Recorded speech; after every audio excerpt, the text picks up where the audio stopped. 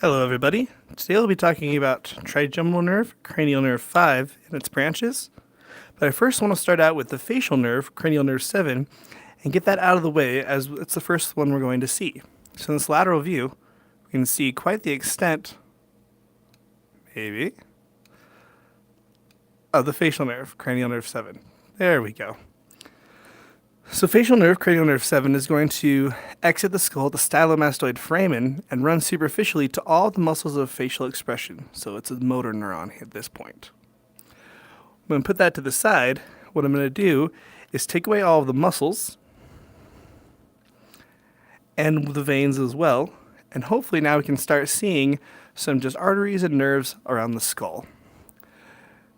One nerve that we'll see starting at the skull, which is going to be a sensory nerve going back into the brain, is a frontal nerve. This is a branch of V1, ophthalmic division of trigeminal. And there should also be a supraorbital nerve here as well, helping bring in sensation from the skull. So the supraorbital nerve and frontal nerve belong to V1, the ophthalmic division. Just inferior to the globe of the eye, we can really see this small nerve coming out, called the maxillary nerve.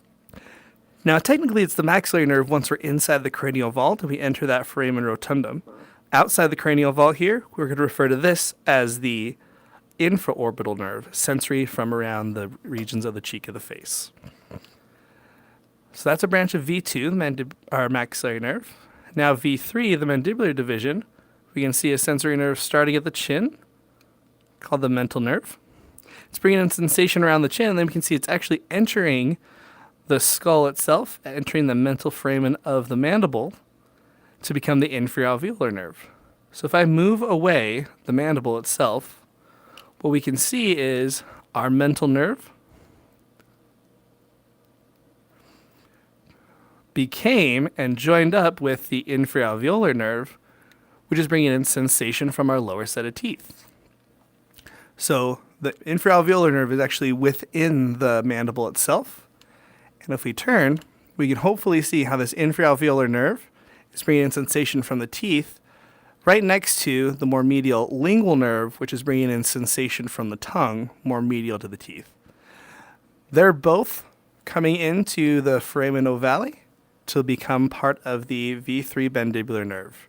Inferior, general sensation from the lower set of teeth. Lingual nerve, general sensation from the anterior 2/3 of the tongue. Okay.